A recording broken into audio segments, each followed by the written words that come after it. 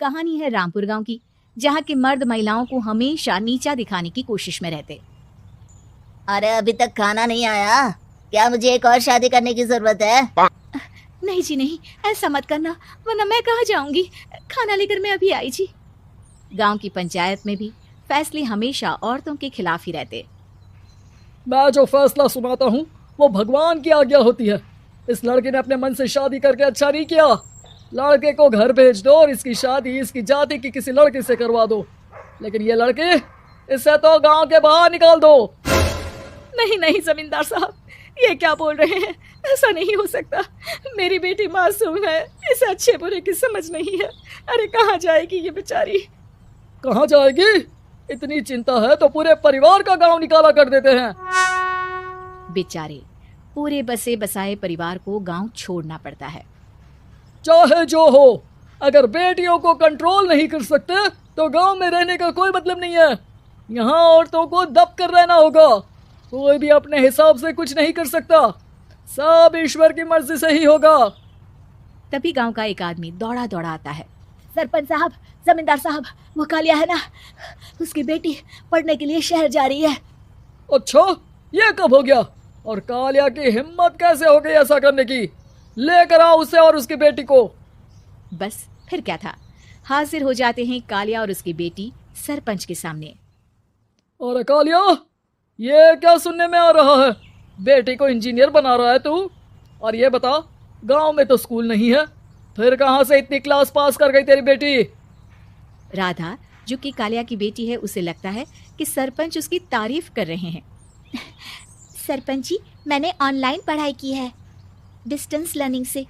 सभी में मैंने अच्छे नंबर पाए हैं, जिसे देखते हुए शहर की इंजीनियरिंग कॉलेज में मुझे स्कॉलरशिप मिली है। वाह जी वाह, क्या होती है ये? पहले तो ये बताओ, फिर आगे की बात करते हैं। पूरा गांव राधा की बात सुन रहा था और राधा बोलती जा रही थी।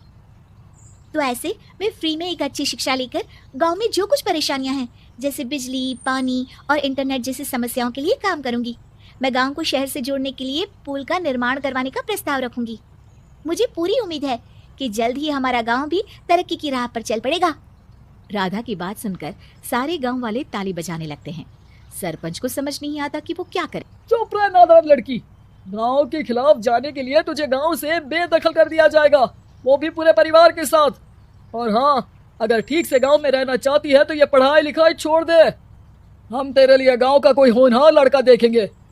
तभी गांव का एक आदमी बोल पड़ता है। अरे नहीं नहीं सरपंच जी, राधा बिटिया जो बता रही है, अगर वैसा हो जाए तो हम लोगों को पैसा कमाने के लिए बाहर नहीं जाना पड़ेगा। हाँ जी, और ना ही कोसों दूर पानी के लिए भटकना पड़ेगा। हमारे बच्चे भी अच्छी पढ़ाई कर सकेंगे और आगे बढ़ेंगे, ना कि हमारी तरह खेती करते बैठेंगे। क्यों गांव वालों, राधा बिटिया का साथ देना चाहिए ना। सरपंच देखता है कि गांव राधा के साथ है तो वो चुप हो जाता है। वो घर आकर अपने सलाहकार से बात करता है, जो बहुत ही चालाक किस्म का इंसान होता है। अरे सरपंच साहब, आपको बहुत ही होशियारी से काम लेना पड़ेगा। एक बार गांव तरक्की कर गया, यहाँ के बालक पढ़ लिए तो कोई ना पूछेगा आपको। और फिर ये जो बेटा और बेटी है ना आपके, इनको भी आम लोगों की तरह ही जीवन जीना होगा। हाँ, लेकिन करे तो क्या करे? वो ना आप मुझ पर छोड़ दीजिए, बस मैं जैसा बोलूं करते जाइए। अगले रोज सुबह जब गांव वाले सोकर उठते हैं तो राधा के घर के बाहर और साथ ही वो लोग जिन्होंने राधा का सपोर्ट किया था, उनके घर के आगे लाल रंग से कल आऊंगी लिखा होता है। कल आऊंगी?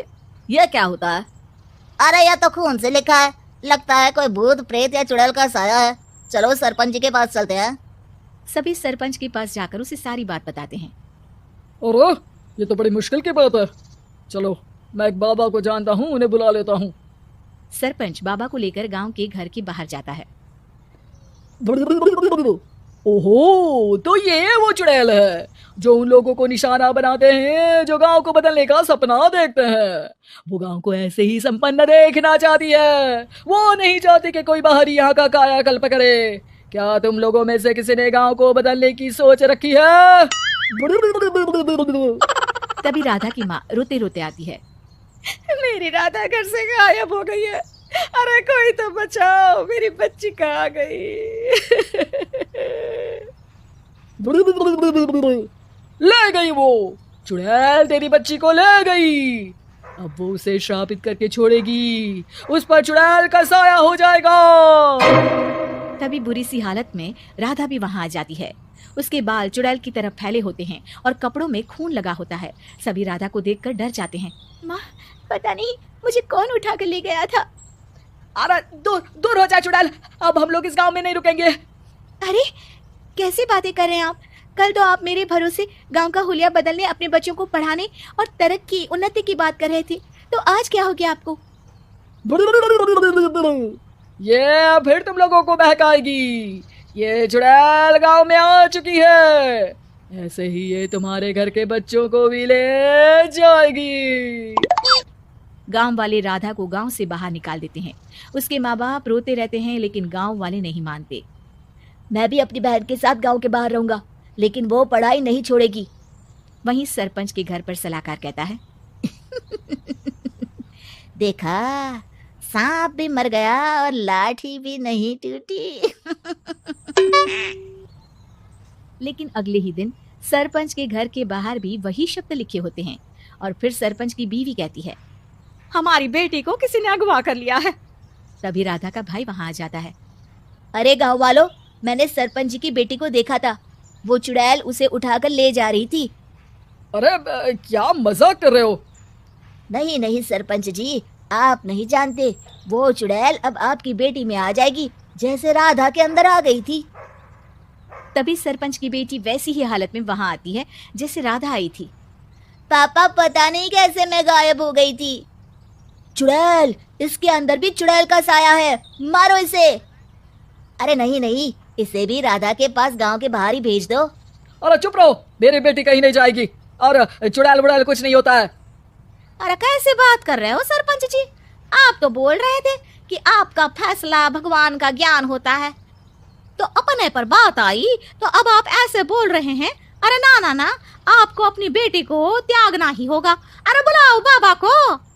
राधा का भाई बाबा को ले आता है, जिसे अब गांव वालों के डर के कारण सच बोलना पड़ता है। मैं कोई बाबा नहीं हूँ, मैं तो मोची था। ये सलाहकार महोदय ने मुझे कहा था एक्टिंग करने को। वो मुझे पैसे देने वाले हैं। अब मुझे माफ कर दो। गलती हो गई, मुझे माफ कर दो। तभी वहां राधा आ जाती है। देखा सरपंच जी, जब गांव के बच्चे साक्षर होंगे तो आप जैसे लोगों की चालाकी नहीं चलेगी।